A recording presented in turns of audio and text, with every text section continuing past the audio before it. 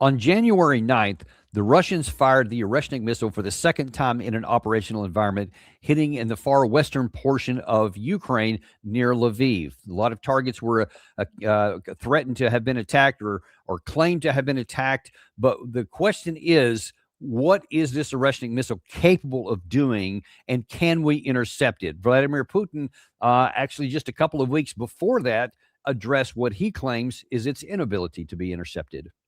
Those missiles so far, moreover, the launching sites are protected.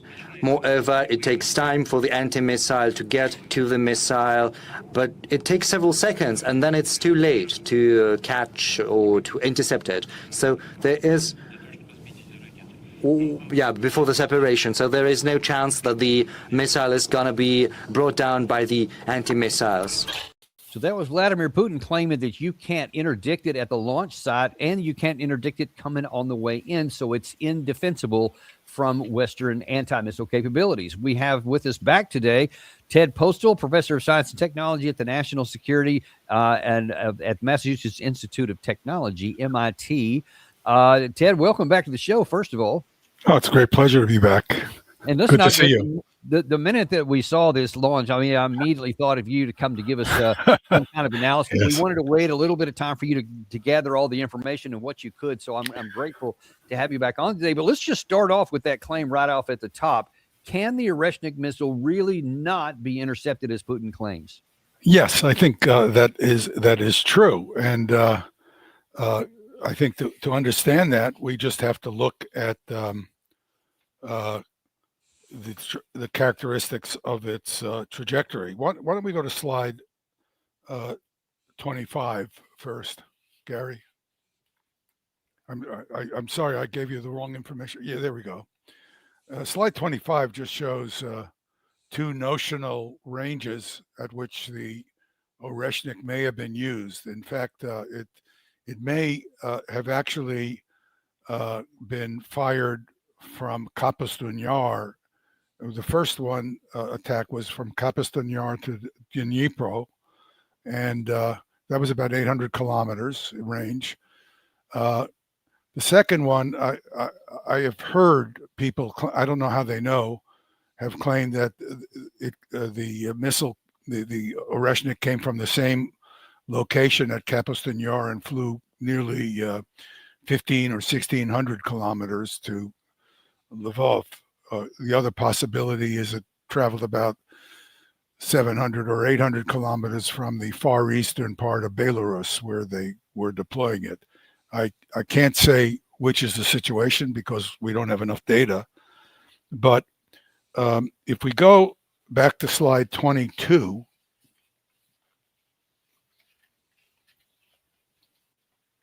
we can see what an Oreshnik trajectory looks like. If we focus first on the left graph, that is amplified. Notice that the X and Y axis go from 0 to 100 kilometers. So it's a blow up of relatively short range. And a very good first guess is that the Oreshnik missile, whatever the details of it are, but it's a good first guess that it burns out in about 60 or 70 seconds. To get the range that it has and the reentry angle that it has, because we did have a sense of that from the Dnipro attack, it would be at a speed of about 3.6 or 3.7 kilometers per second at an altitude of 70 kilometers at that point. So if you were trying to intercept this thing, let's look at the right graph now to the right. Notice that the range, X and Y range, is 10 times larger in both directions, 0 to 1,000 kilometers in range and altitude. And if we look in the lower left corner, where you see the 1 minute statement is, that shows you the powered flight of the Oreshnik missile. and you would have to reach this missile in powered flight and hit it while it's still in powered flight.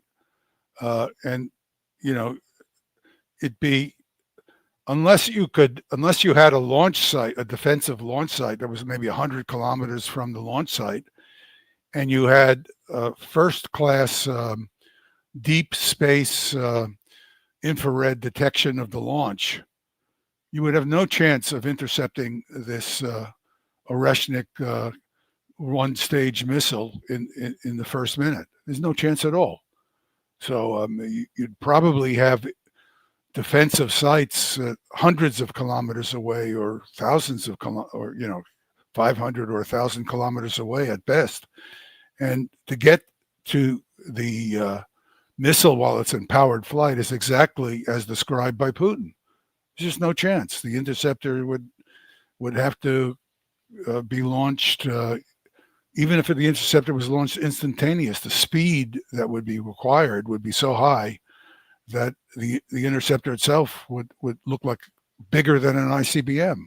And correct me if I'm wrong, Ted, but you would have to, if you had any chance at all of defeating an Oreshnik missile, you would have to get it before it had warhead event, right? I may be using the wrong terminology here, but because it's deployed, it's warhead. If I'm wrong here, but the warhead has multiple warheads, right? So once it separates, it's impossible to knock them all out. So the only thing you can do is hit it before that. Is that correct? Well, if we're talk in the fantasy world of missile defense people, where implementation of real systems is something left for the person who has to live with science. But if we talk about conceptually, you would want to intercept the Oreshnik while it's still in powered flight. And that you could only do if you happen to have interceptors which were a very short distance away, a few hundred kilometers, if you had the interceptors, which don't now exist. So it's ridiculous because the interceptor, the launch is, 500, 800, 1,000 kilometers away. So you'd have to be next, it's the equivalent of being there with a rifle or a bazooka.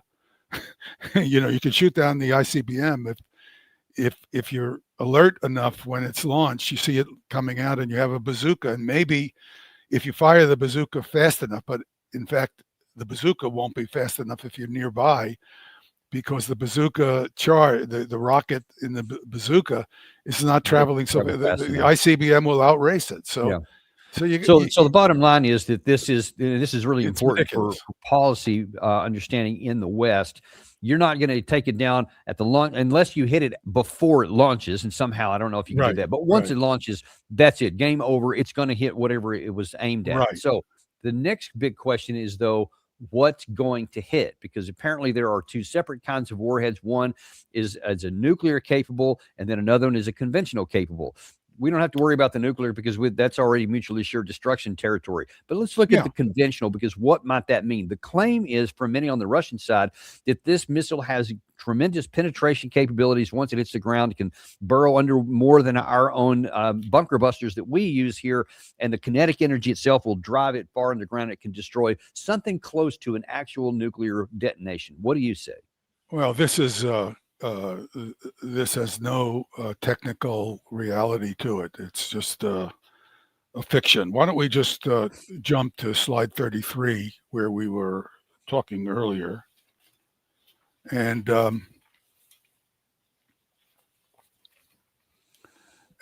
let me explain what happens when you have a hypersonic impact. If we go to slide 34, the next slide, I have a cartoon here of two situations. On the left, we have a sub-hypersonic impact.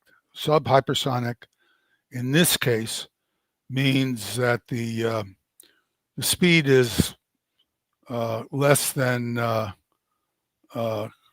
Mach 5. Mach 5 is roughly the speed of sound in a solid material like this image of a submunition. Let's call it a submunition that we're looking at on the left side. Now, if you focus on the point of the front end, if you imagine it hits the ground, and there's a force acting on it when it hits the ground. Now that force propagates through the length of the object at the speed of sound in the material. So that means if the object hits the ground at a speed less than Mach 5, which is the speed of sound in the material, then the material at the front end can push against the material next to further down, push that along, and then the material that's been pushed along can push at the next level and push at the next level, and so the whole object can move as a single object. That's a subsonic impact.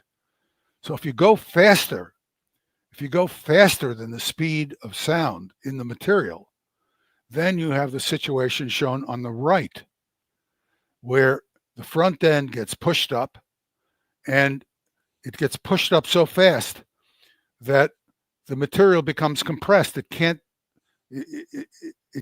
transmit the impact energy to the next layer, because the speed at which that impact force is transmitted is too slow. So you get a compression of the material, and so if you hit the ground at 3 kilometers per second is kind of a good general number. So that's Mach 10. So that's 5 times the maximum speed of a hypersonic object. You get what's shown in the next slide, 35. In the next slide, 35, in the upper left, what happens is you get contact and compression. The whole object just compresses up near instantaneously, as fast as it can move. So if it's traveling at Mach 10, it's traveling at 4 kilometers, 3 or 4 kilometers, 3 kilometers per second. So within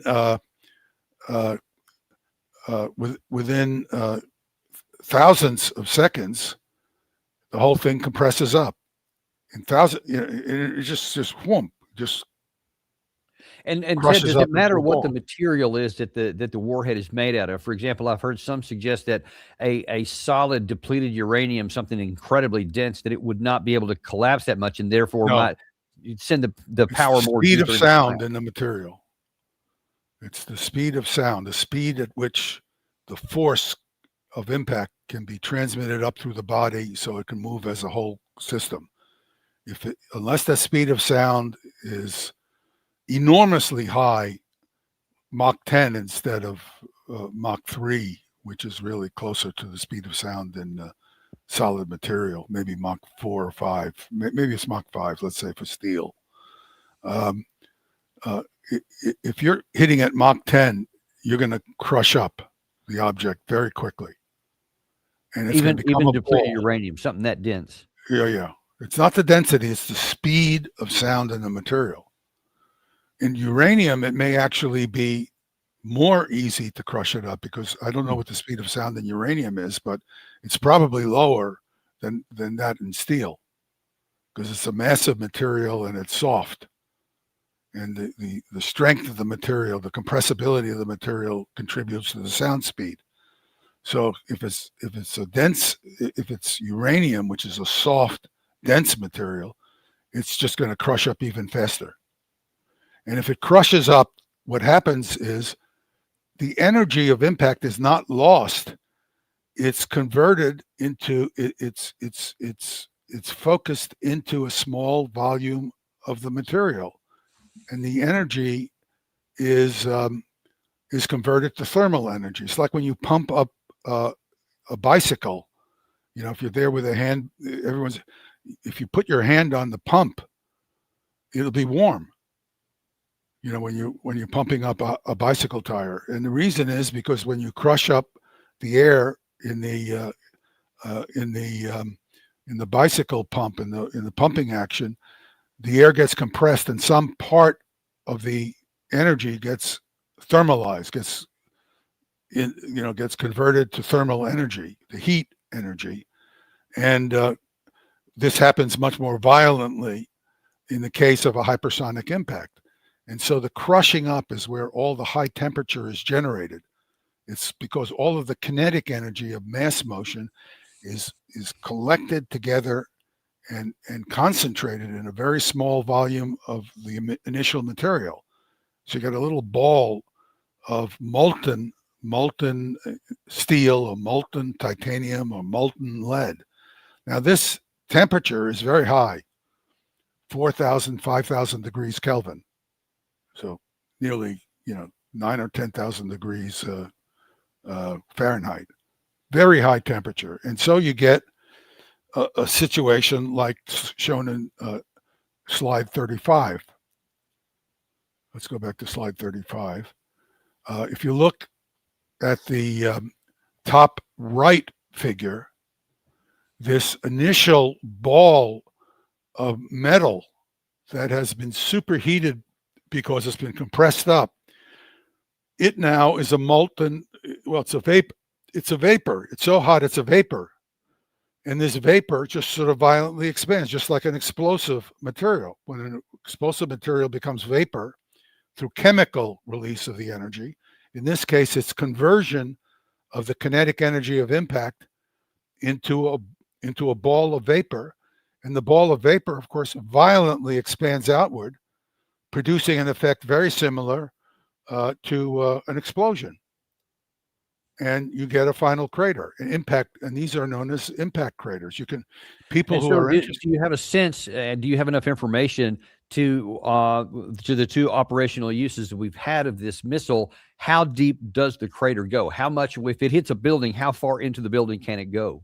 Well, it depends on whether the building is, if the building is not let's start with a solid material. If there's a solid material, then all of the energy gets absorbed at the surface where the impact occurs. And you have what looks like an explosion at the surface. In fact, it looks very close to like a bomb or an explosive was dropped on the surface and exploded.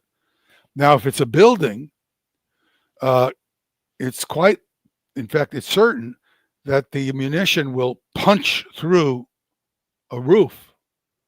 And when it punches through the roof, a small amount of the energy at the tip of the munition will be converted to a vapor, to a hot metal vapor, and expand out small, because think of it as there's not much material between the tip of the incoming munition and the small mass that is put in front of it by a ceiling or a wall. And so it punches right through this material, but the material on a small scale compresses up. So the rest of the munition will continue on down. If there's another wall below, it will compress again and continue on down. So if you had a structure that was multi-layered, like a building, it could potentially punch through a lot of floors until it hits a solid basement and then vaporizes. But that is different from penetrating the ground. That's because you have a structure with thin layers in it. Yeah. And so what is your best estimate? How many floors could one of these potentially hit if it went in the top, and then how far, if it hits the ground, can it actually penetrate? Depends on the structure. If the walls are, let's take a look at an impact that I'm pretty sure was a submunition. We can't be sure because the damage is very hard to look at. If we look at let's look at slide 47. Now, if you look at slide 47, you can see that this roof was kind of blown apart. Probably this was an impact of one of those Oreshnik submunitions. Then the submunition continued onto the floor of this building, which was not very far away, and it hit the ground and became molten and created a secondary explosion, because it was probably still going well, certainly was going very fast. Now, if you look at the windows in this on the outside of the building, you can see that they're kind of blown outward. So the blast wave created by the impact on the ground of the structure created a mini explosion inside the structure. And the explosion inside the structure may not have been as intense as what would happen if the floor of the building were a solid concrete, force causing the munition to not penetrate a little and then become molten, but becoming molten very quickly because there was a lot of mass, solid mass below it. So the kinetic conversion is also a function of the softness and density of the ground. So, it's anyone's guess what you're going to get in a given situation. If we look at slide 49, this is all speculation, incidentally. In slide 49, it looks like this structure, which is a little bit more massive, was hit on the top, and the whole upper level of the structure collapsed, and the munition may have gone further in, hit the ground, and given off a lot of energy and created a somewhat minor explosion, effect of a minor explosion in the interior. This is all guesswork, because we know what the munition will do if it hits a solid piece of ground. A solid, dense piece of ground will cause it to instantaneous, within thousandths of a second, compress up, become a superheated vapor, a metal vapor, which will expand violently outward, having the effect of a blast wave, just like a violently expanding mass of explosive gas. But what you will see accompanying this, though, are flashes of light, because the intensity of the impact is so high that for a short interval of time, you get very high temperatures, 4,000, 5,000 degrees Kelvin. And that's enough to give you a flash of light. So let's go back to this video and start it from the beginning. If you go back to the beginning, you see these are ICBM warheads landing in Kwajalein. So they're traveling at about 3 kilometers per second when they hit the ground. I'm sorry, Ted, can you tell us what we're seeing here? Where was this? When was it? This is Kwajalein Atoll in the Pacific. And these are 2 Peacekeeper ICBM warheads. They weigh about 200 kilograms each. They're hitting the ground, and you see this flash of light and then what looks like an explosive cloud. There's a second warhead. That was two came in. And the flash of light is when they initially hits the ground, gets compressed up into this molten ball of metal, and violently expands outward. That's why you're seeing this tremendous flash of light. So now if we go to the skyline at Lviv, which is further on, just let it run, and we see flashes of light. First, we see a flash in the sky. And the flash in the sky is the trail of the incoming submunition as it passes through the cloud cover. So it passes through the cloud cover, and the cloud cover scatters the light. It's like, think of the cloud cover as being like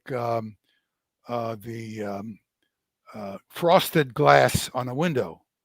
If you shine a flashlight from a distance on the frosted glass, you see an area. So this is a three-dimensional. So you first see the flash in the sky, then you see the trail, the luminous trail of the incoming submunition, and then you see the flash from the ground for cases where the submunition hits something hard and massive, and then becomes vaporized very quickly. So it's a very similar. The phenomenology is the same as you would see from an ICBM warhead. It's just more complex because sometimes it's hitting something that is. And so, what are the similarities or differences between the ICBM warhead you showed in the first clip and what we believe is the case with the Oreshnik warheads? Very few dissimilarities, because the ICBM warhead comes in at 7 kilometers per second. The ICBM travels at roughly twice the speed. That's above the atmosphere. But the ICBM comes in at maybe a 30-degree or 25-degree shallow reentry angle. And so it travels through a long path of the atmosphere. And it's hard to give it a very high ballistic coefficient. That is to say, even though the ballistic coefficient of an ICBM warhead, because of the density of the material you're working with and the shape of the warhead, tends to be a lot lower than the ballistic coefficient you can get for a submunition like on the Oreshnik, because the submunition could be made long and narrow, like which is what I predict is what the submunitions actually look like. So they have to be long and narrow. So there's a lot of mass per unit area at the front of the. If you have a cone, you don't have nearly as much mass per unit area of the cone as you do from a long rod. So you want the submunition of the Oreshnik to be long and narrow. So, for example, if you want to look at the shape, this is a guess, of course. If we look at slide 19,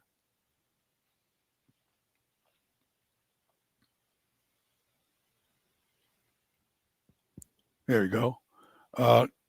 I have a postulated. I don't know it's correct. I mean, it's got to be this general shape. This is a postulated submunition, assuming the submunition is made of titanium.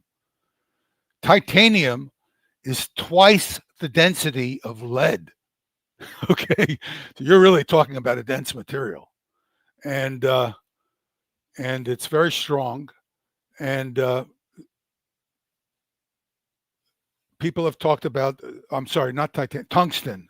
Excuse me, tungsten is twice the density of lead, and it's a very dense material, very strong, and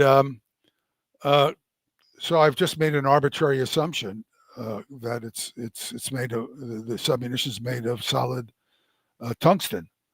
Now, could it be another material? It's possible, but it would have to be a dense material.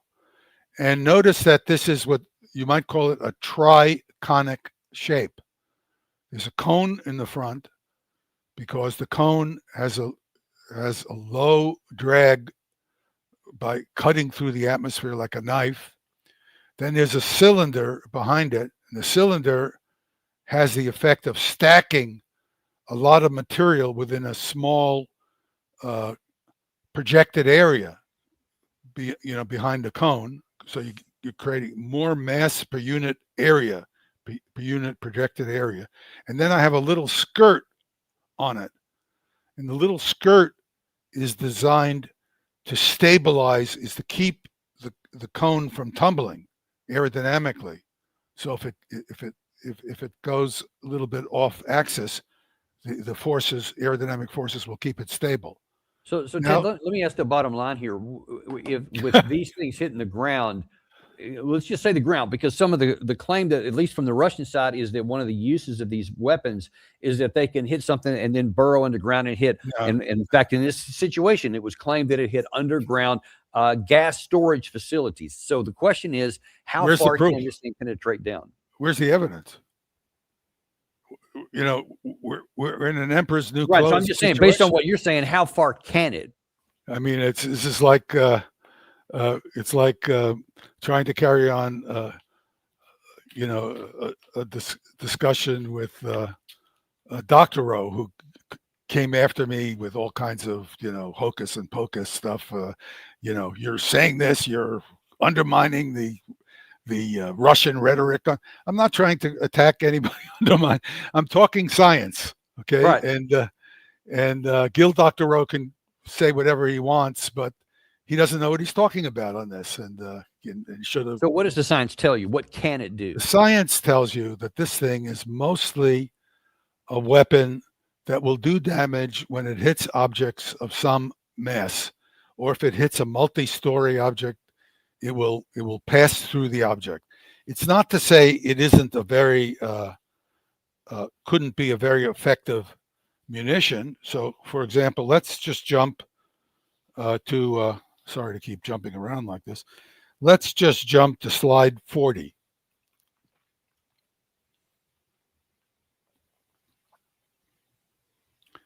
So what this Oreshnik does is it spreads a lot of smaller munitions instead of a giant munition that would cause significant damage by creating a crater.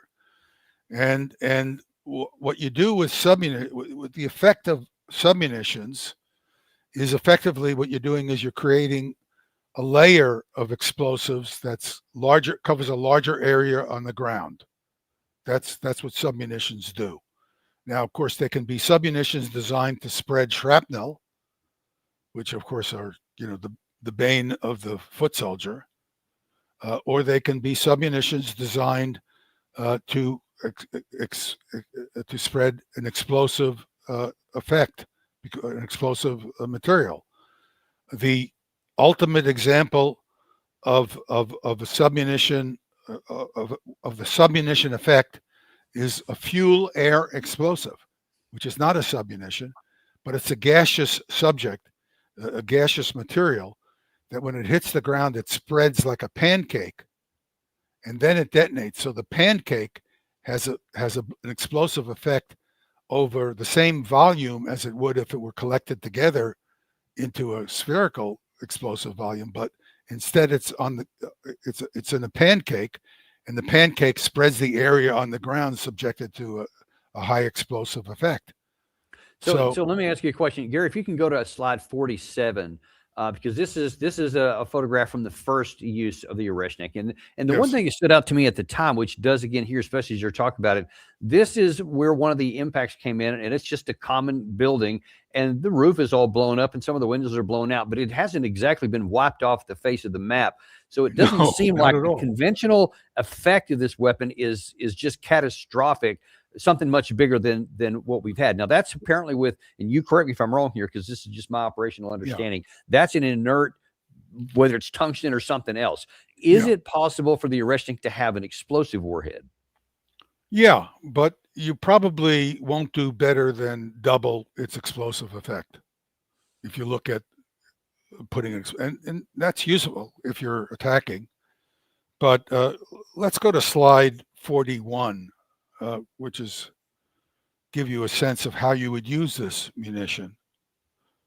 This is a depiction, and we choose the White House in this case, and here are the unknowns. We still don't know important aspects of what the capabilities of the Oreshnik are. One important aspect of the Oreshnik is it has what I would call a bus. It has 6 buses on it. Each bus contains 6 munitions, 6 submunitions. And the bus has modest propulsion, which is all that it needs, because when it's coming down on a target, it doesn't have to have a high velocity capability to move, a reasonable distance, hundreds of meters or even a kilometer or so, to move the aim point of all the submunitions. So if we go back to the chart here, and let's look at the upper right cartoon. And what I've done is arbitrarily put little red circles in to show you sort of damage radii, postulated damage radii for the submunitions. Now, there are two parameters that I can change. One is I can cluster those submunitions much closer together. And when I hit that spot that I'm aiming at, I'm really going to shred everything. So if I want to do tremendous damage to a local area of a building, for example, a building, I'm going to shred the hell out of it, because these things are going to go through multiple floors before they hit the basement or the lower levels, and they're going to do tremendous damage to this building. They're going to shred it into pieces. Now the question is, can I do that? Can I keep these munitions that close? And that's a control problem. In other words, do they have the control over the submunition dispensing to get a very tight cluster?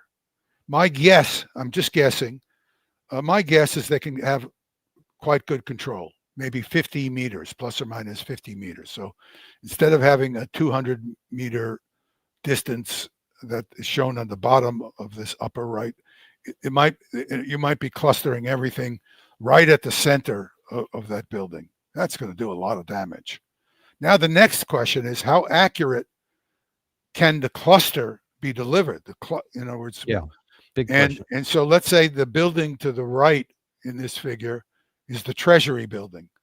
So could I hit the White House and then with one cluster of 6 munitions, and then hit the Treasury building with another cluster of 6 munitions?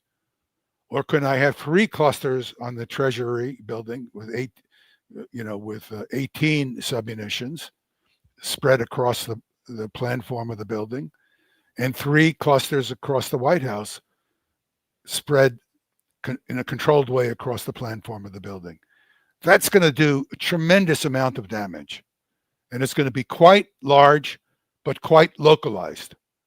Is that a capability? Sure. I mean, it's a weapon system that has utility in certain circumstances. It's, we've been joking about super weapons that was supposed to change the war. It was the MLRS, the ATACMs, the F-16s. This is not going to change the direction of the war. The war is being lost because the Russians have so much capability and firepower and innovation relative to what the Ukrainians are able to do. That's why the war is lost and being lost. It's not going to be changed by the Oreshnik.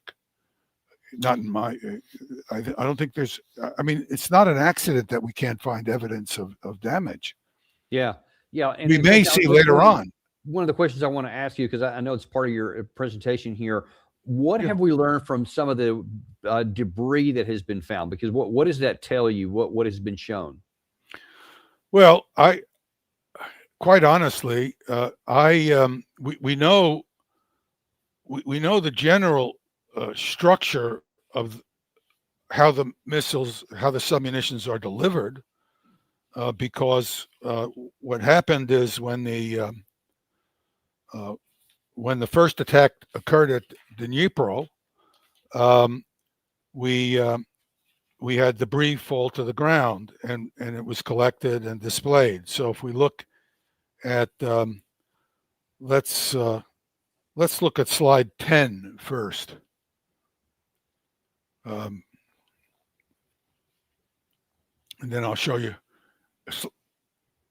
What people have been saying is that, and I don't know. I'll be honest with you. All these experts, they seem to know something that there's no evidence for. I'm not saying it isn't the case, but the general wisdom is that the SS-20 first stage, the pioneer from pre-INF days, is the Oreshnik missile. It's been modified first stage of. It doesn't have to be the SS-20. In fact, I assumed in my first calculations it was from an ICBM, but it doesn't matter. The characteristics of these first stages are rather similar. But I just chose the SS-20 because that's the case that's now being discussed.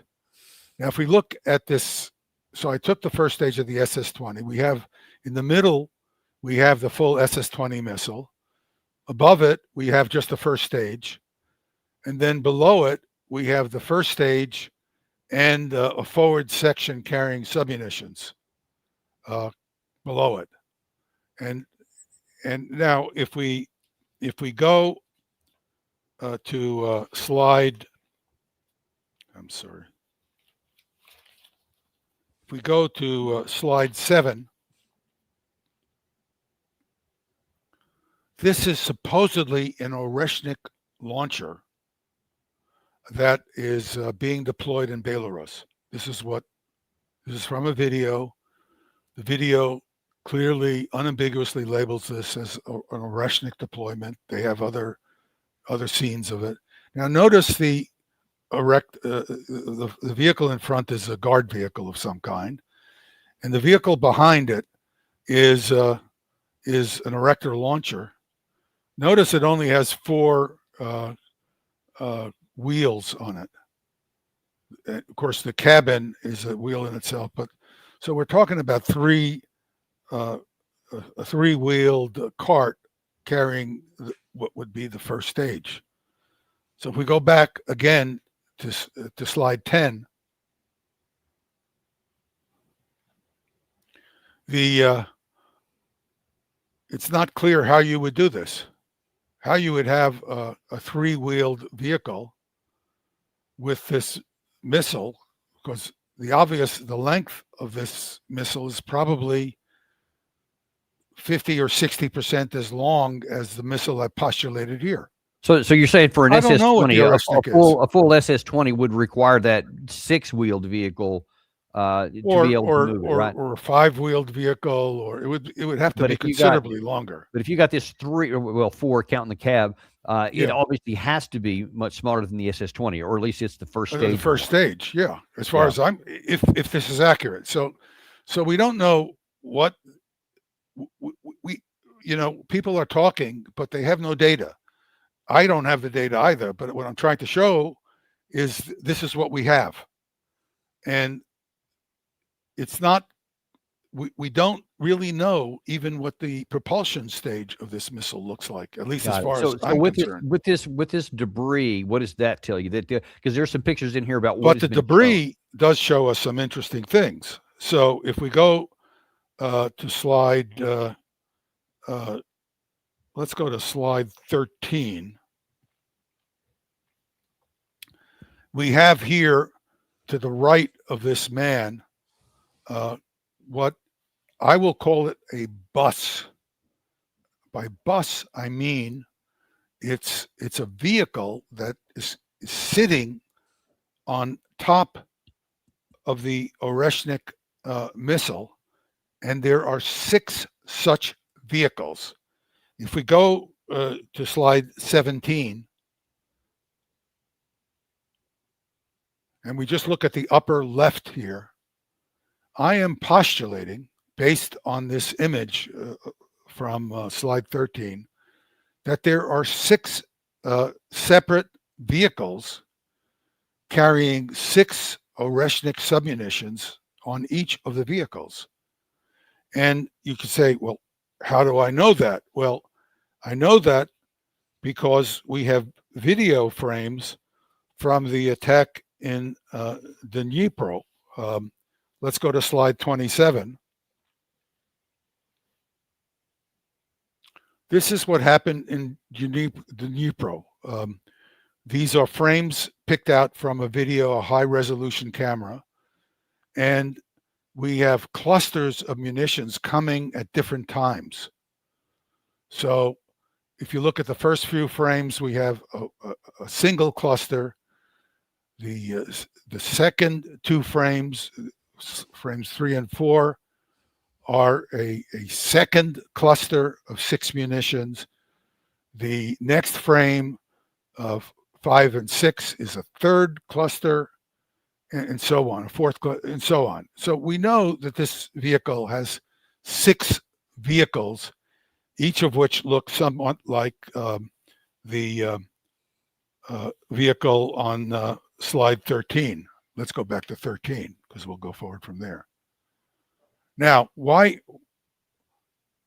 do you have this vehicle and it's not crushed up or vaporized? That's a good question to be asking.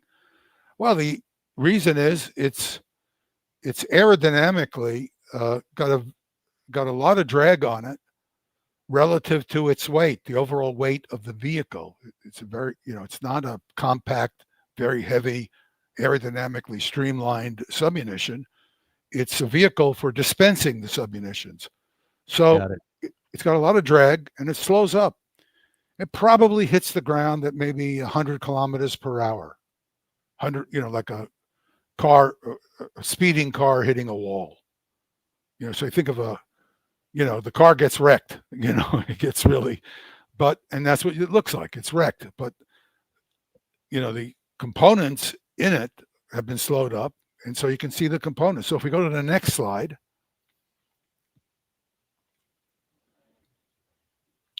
we can see the circle on the left shows you the back of this vehicle. The vehicle looks like a can, a can carrying soap, foam for your shaving can. And the back of the vehicle has a propulsion section in it. Mm. And if we look at the propulsion section, we can see there's a spherical section, and that section is filled with a high temperature, high pressure gas that's generated by some kind of gas generating chemical. It's not a rocket propulsion system. The gas that's generated is hot, high pressure, but much lower temperature and lower pressure than what comes out of a rocket nozzle. But I have a big volume filled with it. And what I have next, let's look at the next slide, is this gas is fed out. They're valves. And if we look at the right top off center, there's a nozzle we can see. And there are valves within these lines that go out to the nozzles. And the valve opens and closes to change the amount of gas that's coming out of the high pressure gas chamber. And by changing the openings in the different valves, I can maneuver the vehicle. I don't have to give it a lot of velocity. I just have to maneuver it a little, give it a little drift.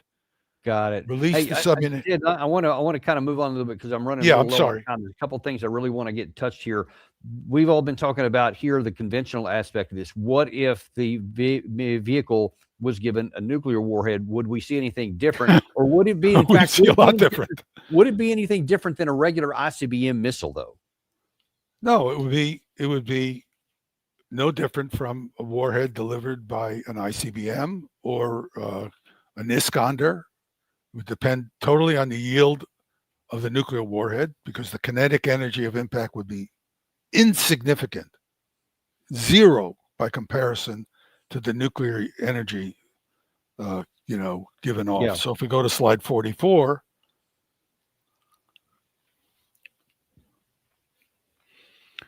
Gary's going through his fingers and toes to get there. If we go to slide 44, I give Gary a hard time. He can't defend himself. If we go to slide 44, the inner yellow circle there shows you the area that would be essentially completely obliterated by a very low yield nuclear warhead, 1 kiloton. And the next outer circle shows you what a 10 kiloton warhead would do. The next outer circle shows you the 75 kiloton warhead, which would obliterate the whole city. And that's a 75 kiloton warhead. If you ask me what an Oreshnik can carry, it could easily carry a megaton warhead. It has the payload. Megaton. Okay, so Ted, here's what it seems to me that the bottom line for the Oreshnik is if its biggest benefit would be a conventional warhead where it could fire and there's nothing we can do Absolutely. to stop it if it hit. Absolutely. But if it's talking to nuclear, it's no different than the existing ICBM. So it doesn't add anything. It's just It another doesn't add vehicle. any capability you don't already have. And we already can't intercept an ICBM, just like they can't Right. intercept ours. You're Is that exactly right. Okay, so that's really important, to not overstate what this weapon can do, but to not underestimate what it can do also, especially if No, you're I talking about a I conventional wouldn't target. dismiss it. If you told me that I was under Oreshnik attack and I thought I was in a place where the Russians wanted to hit it, I'd want to be out of there. I wouldn't want to be near it. And that's so important to understand. It's always important to understand what the So real I'm not- capabilities are, not to exaggerate, not to underestimate. We just need to know what we're up against. And the fact that it can't be intercepted or picked off is important, especially in a conventional scene here. Now, So listen, it's among many weapons that can't be intercepted with current air defense systems. in the amount of time we have left, though, I'd like to shift to a completely separate topic, but staying on the topic of missiles, and that is with the potential for war in Iran here. That could be a window, could literally be opened up within a matter of days now, based on what President Trump said last night about this massive armada heading into the Middle East there, which maybe or maybe it won't be used, he said. But one of the biggest issues that apparently was delayed from the first potential strike, which was going to happen somewhere around the 14th of January, was because more power needed to be brought into the region. But one of the big, actually the big question to me is, if Iran makes good on its threat, that if it's attacked, especially if it's an attempt to regime change attack, that they will not restrain themselves and they will attack both U.S. bases in the region and Israel. Given what happened last June, what do you say is the capability of Iran now? Have they been severely degraded? Is it where it was, or has it even been accelerated? Well, first of all,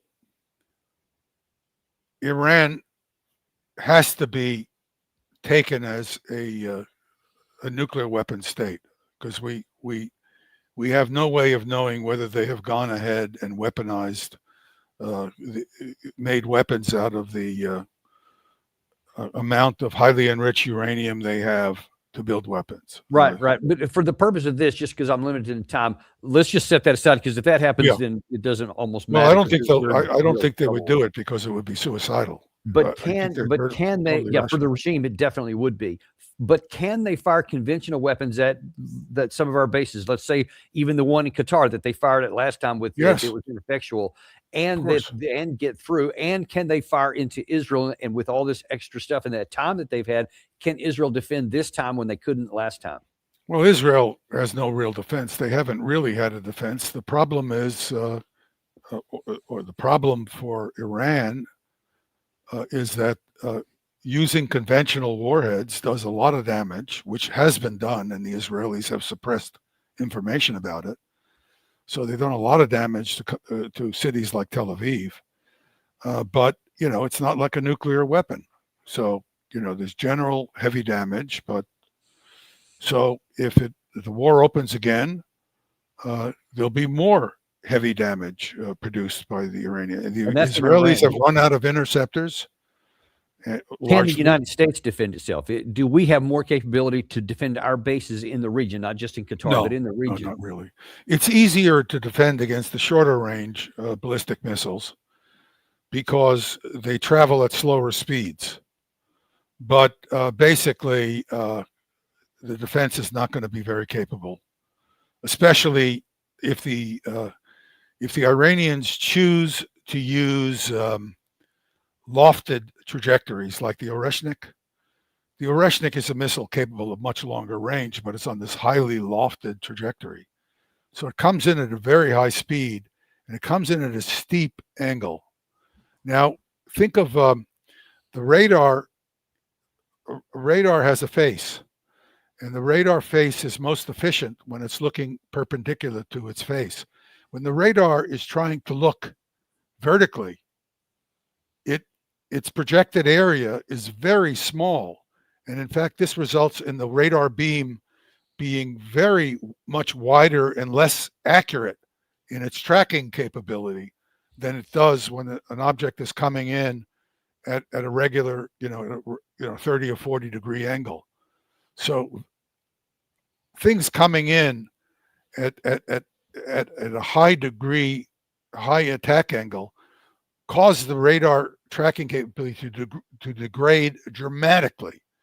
On top of that, the speed of approach is much higher, and the accuracy with which the adversary can place their warhead is much higher because they don't have to contend with a long path through the atmosphere. And so let me ask you a specific question. One of our listeners or one of our viewers just asked this here, and I don't know if you're aware of this or not. How about the Fatah and the Kaiser Iranian hypersonic missiles? Does Iran have hypersonic missiles as far as you're aware, public open source?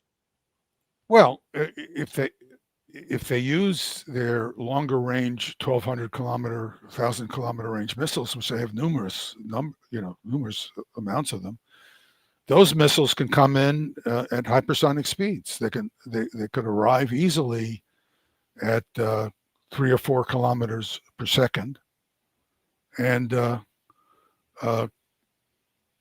would be well above hypersonic. Hypersonic's 5 kilometers per second. So they're coming in at hypersonic speeds already. I mean, this hypersonic has become very confusing for people because it's been used. Hypersonic, if you want to be just narrowly technical, hypersonic basically means a speed of 5 kilometers per second or more. And it's attached to the characteristics of scramjet engines, because people, if you want to go 5 kilometers per second, you need a scramjet versus a ramjet. But hypersonic, there are other ways to go faster than 5 kilometers per second. Coming in on a ballistic trajectory in excess of 5 kilometers per second is hypersonic. And so people can talk about hypersonic vehicles, that are basically ballistic. They're ballistic. They're not powered by an engine behind them. It's gravity and range that has them at these very high speeds. So there's a whole mix-up. You can have hypersonic ICBMs, right? All ICBMs are hypersonic, all of them. But some of them can go on a ballistic trajectory, and some of them can launch a vehicle that can bounce off the upper atmosphere and go on a low traveling, and that's a hypersonic vehicle. So there's a lot of complexity. There are a lot of potential ways you can have a hypersonic vehicle, and this has led to tremendous confusion.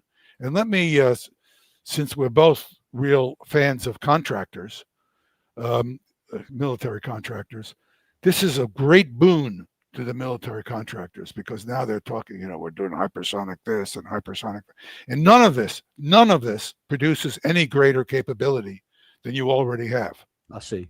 All right, that is a lot of money. Yeah.